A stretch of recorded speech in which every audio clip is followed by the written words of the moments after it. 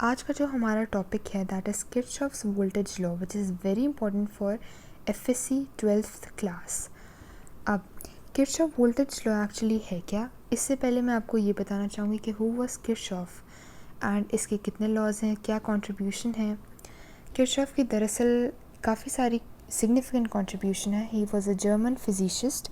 इन्होंने काफ़ी सारा काम किया है अपना ब्लैक बॉडी रेडिएशंस में, स्पेक्ट्रोस्कोपी में, इलेक्ट्रिकल सर्किट्स में। इनके दो बेसिक लॉज हैं, Kirchhoff's voltage law and Kirchhoff's current law. आज जो हमने पढ़ना है that is Kirchhoff's voltage law. Kirchhoff voltage law हमें क्या स्टेट करता है that the algebraic sum of all the potential source and potential drop in a circuit in a closed loop is equal to 0।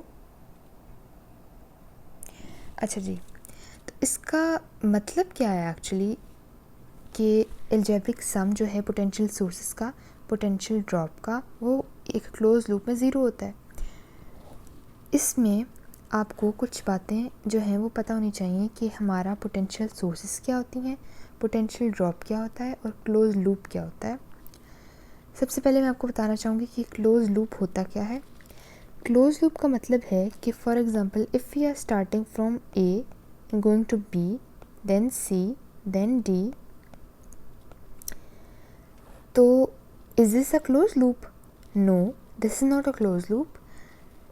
A B C D is not a close loop. Close loop वो होता है कि जहाँ से हम लोग start करें that is A, we have to end it on A, A B C D A, this is a close loop. तो इसकी बड़ी ही मेजर जो बात है ना किरचॉफ्स वोल्टेज लॉ की, जो मेजर इसका हमारे पास होना चाहिए वो एक क्लोज लूप होना चाहिए। अब पोटेंशियल सोर्सेज क्या होती हैं, जो ईएमएफ हमने अटैच की होती है, और पोटेंशियल ड्रॉप क्या होते हैं, आई आर, जो एक सर्किट के अंदर होता है। एल्जेब्रिक सम की बात करें, इसका मतलब है कि एक से ज़्यादा पोटेंशियल सोर्सेज और एक से ज़्यादा पोटेंशियल ड्रॉप्स होने चाहिए। तो अब मैं एक सर्किट बनाती हूँ। Give me just 5 minutes so that I can draw the circuits, 2 minutes actually। तो ये मैंने लगाई है resistance, this is a EMF source, ये एक और रेजिस्टेंस और ये एक और EMF source. R1 I name it, R2, E2 and E1। Positive potential, negative terminal, positive terminal, negative terminal. अब आप लोगों को एक बात बड़ी पता होनी चाहिए कि जब भी हम लोग लो पोटेंशियल से हाई पोटेंशियल पे जाते हैं तो there is a gain of energy, और बिल्कुल इससे ऑपोजिट जब हम लोग हाई पोटेंशियल से लो पोटेंशियल पे आते हैं there is a loss of energy. अब ये बात बताने का मकसद क्या था, सबसे पहले तो हम लोग देखेंगे कि किरचॉफ की मैथमेटिकल इक्वेशन कैसे बनती है। हमें ये कह रहा है कि the algebraic sum of all the potential sources and potential drop. इस जो मैंने अभी सर्किट बनाई है, इस सर्किट में मेरे पास कितनी सारी पोटेंशियल सोर्सेज हैं, एक और दो पोटेंशियल सोर्सेज हैं, और कितने पोटेंशियल ड्रॉप्स हैं, एक और दो पोटेंशियल ड्रॉप्स हैं। तो इसकी इक्वेशन किस तरह बनेगी, E1 plus E2 plus IR plus IR। लेकिन it's not that simple actually, we have to look at according to the science, the science actually the terminals, उसके हिसाब से हम लोग साइंस लगाते हैं, और रेजिस्टेंस के साइन हम लोग लगाते हैं कि अंदर के जो हम लोग लूप है उसका करंट हम लोग किस डायरेक्शन में ले रहे हैं, और आउटर करंट किस डायरेक्शन में जो सर्किट में मूव कर रहा है, ये इस पे डिपेंड करता है।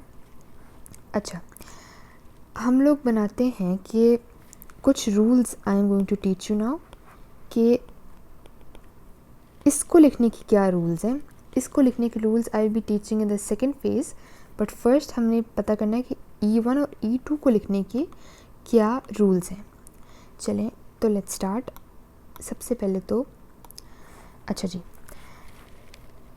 सबसे फर्स्ट पॉइंट है कि if we move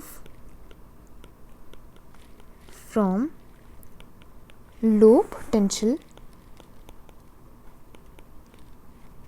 that is negative actually, to high potential, that is positive. You all know that, I am sure.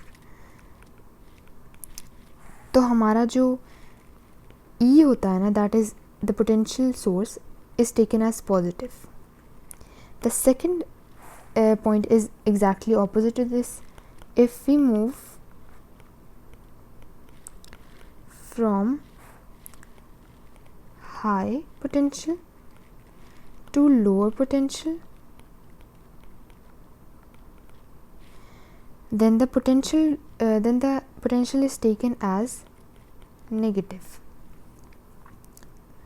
अब इसका मतलब क्या है, साथ में ही मैं आपको एक छोटी सी ट्रिक बता देती हूँ ताकि आप लोगों को साथ में ये क्लियर हो जाए.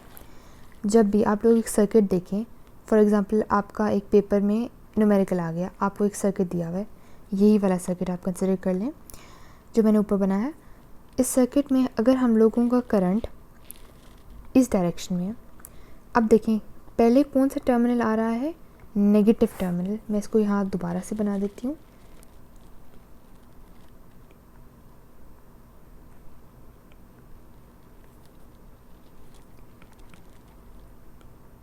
ये मैंने रेजिस्टेंस लगा दी एंड दैट्स इट. तो ये नेगेटिव टर्मिनल, ये पॉजिटिव, ये नेगेटिव. हम लोग मूव करें इस तरह. आई एम सपोजिंग दिस कि हम लोग इस तरह मूव करें. तो पहले कौन सा टर्मिनल आ रहा है हमारे पास, नेगेटिव. यहाँ हम जब मूव यहाँ आ रहे हैं तो पहले कौन सा टर्मिनल आ रहा है, पॉजिटिव. इसको मैंने कहा था E1, इसको मैंने कहा था E2. तो आप लोगों ने एक ट्रिक याद रखनी है कि जोन सा टर्मिनल पहले आ रहा होता है, जो उसका साइन होता है, उससे ऑपोजिट साइन का हम लोग ई के साथ उसके साथ ऑपोजिट साइन लगाते हैं. फॉर एग्जांपल E1 है और E2 है, दो ही हैं हमारे पास, ये E1 E2. E1 के साथ अब आप लोग कमेंट सेक्शन में बताएं कि कौन सा साइन आएगा. क्योंकि यहाँ पहले नेगेटिव आ रहा है तो हमारे पास E1 के साथ क्या आएगा, पॉजिटिव. उससे ऑपोजिट साइन लगाना है. और E2 के साथ हम लोग यूँ मूव करें तो हमारे पास पहले पॉजिटिव टर्मिनल आ रहा है तो E2 के साथ क्या आना चाहिए, नेगेटिव. Well done. अब उसके बाद हम लोग देखेंगे, तो आई थिंक कि आप लोगों को ये बात क्लियर होगी, लेकिन अगर नहीं हुई तो आप कमेंट सेक्शन में पूछ सकते हैं. I will be happy to help. Second हमारे पास मैंने क्या बताना था आपको कि IR हम लोग किस तरह लिखते हैं, पोटेंशियल ड्रॉप्स हम लोग किस तरह लिखते हैं. तो उसके भी रूल्स हैं. पोटेंशियल ड्रॉप को लिखने के 2-4 रूल्स हैं हमारे पास. द फर्स्ट रूल इज़ कि जब भी हम लोग मूव कर रहे होते हैं एक सर्किट के अंदर, तो हम लोग एक इंटरनल लूप लेते हैं. For example if I take clockwise, that is depending on me now. लेकिन आपको जब न्यूमेरिकल दिया होगा तो ये आपको बताया होगा कि आप किस डायरेक्शन में लें, या दिया होगा आपको, बना होगा लूप. तो पहला रूल क्या है, इफ़ डायरेक्शन ऑफ मोशन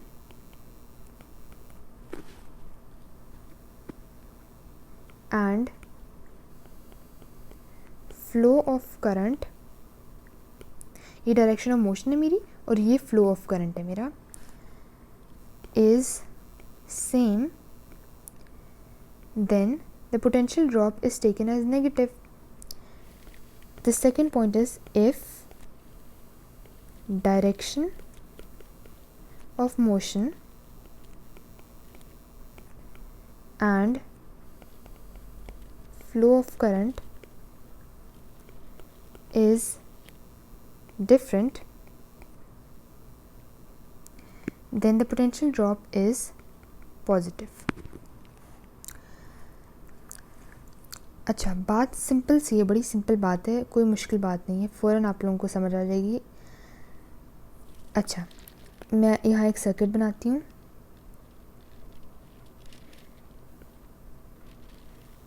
जिसका वही वाली सर्किट जो मैंने ऊपर बनाई थी उसी को मैं दोबारा बना रही हूँ, नथिंग डिफ़िकल्ट.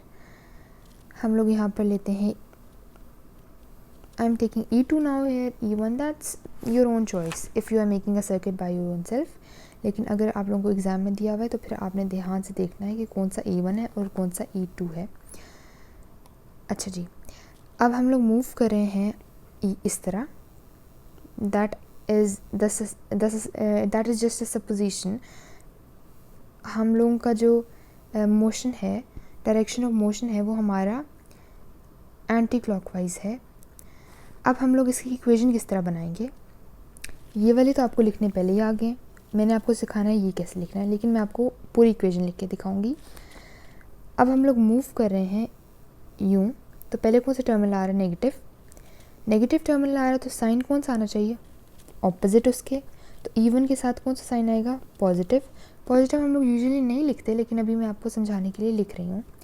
उसके बाद हम लोग मूव कर रहे हैं और डायरेक्शन ऑफ मोशन किस तरह है, इस तरह, और डायरेक्शन ऑफ करंट किस तरह है, इसी डायरेक्शन में। देखिए डायरेक्शन ऑफ मोशन भी हमारी इस तरह है और डायरेक्शन ऑफ करंट भी इस तरह है। तो हमारे जब भी हमारे डायरेक्शन ऑफ मोशन और डायरेक्शन ऑफ करंट सेम होगा, तो मैंने ऊपर क्या लिखा कि हमारा जो साइन है वो नेगेटिव आएगा IR के साथ, तो negative IR1, that is resistance 1 जो मैंने ली। फिर हम लोग मूव करें और यहाँ आ गए हम लोग। अब हमारे पास ये पॉजिटिव पोटेंशियल, नेगेटिव पोटेंशियल है, पहले आ रहा है पॉजिटिव, तो we are going to put negative with E2। ये आप लोग अब आपकी फिंगर टिप्स पे आ गया होगा ये बात। उसके बाद हम लोग नीचे मूव कर रहे हैं और मेरे पास अब करंट जो है वो यूँ फ्लो कर रहा है और मेरा जो डायरेक्शन ऑफ मोशन है वो इस तरह है और मेरा जो करंट है वो भी इस तरह मूव कर रहा है। तो जब भी हमारी डायरेक्शन ऑफ मोशन और करंट सेम होती है, तो मैंने क्या बताया था कि हमारा साइन क्या आएगा, नेगेटिव, तो IR2।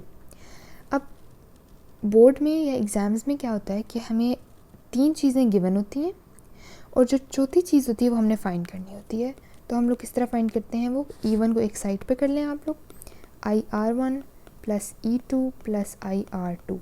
अब हमें R की वैल्यू भी गिवन होती है, करंट की वैल्यू भी गिवन होती है और E2 की वैल्यू भी गिवन होती है, तो हम लोग ईज़िली E1 की वैल्यू फाइंड कर लेते होते हैं। और इसी तरह आप लोग एज्यूम कर सकते होंगे कि हमारी डायरेक्शन ऑफ मोशन जो है और डायरेक्शन फ्लो ऑफ करंट जो है वो अगर डिफरेंट हो तो हमारा साइन पॉजिटिव आएगा। जैसे यहाँ पर तो सेम बन रही है, ये डायरेक्शन ऑफ मोशन है और ये डायरेक्शन ऑफ करंट है, तो सेम है, डायरेक्शन ऑफ मोशन भी इस तरह, डायरेक्शन ऑफ करंट भी इस तरह है। लेकिन अगर इसको आप ऑपोजिट ले लें तो आप लोग तब भी एज्यूम कर सकते हैं कि सारा जो साइंस है वो ऑपोजिट हो जाएंगे, डिफरेंट हो जाएंगे। खैर वो वाला केस मैं यहाँ नहीं लिख रही क्योंकि दैट इज़ वेरी इजी और आप लोग कर सकते हैं। इसके बाद हमारे पास एक MCQ आता होता है कि जो हमारा किरचॉफ्स, मैं इसको किसी और कलर से लिखती हूँ ताकि ये हाईलाइटेड रहे, MCQ बोर्ड एग्जाम्स में आता है कि Kirchhoff's voltage law is law of conservation of dash. चले मैं 1 मिनट के लिए इंतज़ार करती हूँ, अगर किसी को इसका आंसर आता है तो वो कमेंट सेक्शन में ज़रूर इसको लिखे, I will be happy to reply, और मुझे पता चलेगा कि आप लोगों को सही तरह से समझ आ गई है। तो इसका आंसर मैं लिखती हूँ यहाँ पर, पहले आप लोग कमेंट सेक्शन में लिख लें, वीडियो को पॉज करें, स्क्रीनशॉट्स ले लें और कॉपी पेन उठाएं और नोट्स बनाएं। तो Kirchhoff's voltage law is the law of conservation of energy. That is a very important MCQ in board exams, in federal board, KPK और बाकी सारी बोर्ड्स में भी। अच्छा, फेडरल बोर्ड की बुक में एक न्यूमेरिकल है हमारे पास बिल्कुल इस लॉ के बाद, तो that is a very easy numerical, वो आप खुद से भी कर सकते हैं, लेकिन अगर आपको डिफ़िकल्टी आ रही हो तो आप मुझे कमेंट सेक्शन में बताएं, मैं उसको भी सॉल्व करके अपलोड कर दूँगी। और जो हमारी बलूचिस्तान की बुक, बोर्ड की बुक है, उसमें एक न्यूमेरिकल है इसी किरचॉफ वोल्टेज लॉ का, जिसका प्रूफ जो है वो गलत है, एग्जाम्पल है एक्चुअली वो, जिसका प्रूफ गलत है, तो आई will be uploading that soon. उसका मैं सही करेक्ट प्रूफ जो है उसको सॉल्व करके मैं ज़रूर उसको अपलोड करूँगी। तो आई होप यहाँ तक आप लोगों को सारी बातें समझ आ गई होंगी, और कोई भी क्वेश्चन हो feel free to ask, and thank you so much, and this is Alishfa Sajjad signing off. अल्लाह हाफिज़।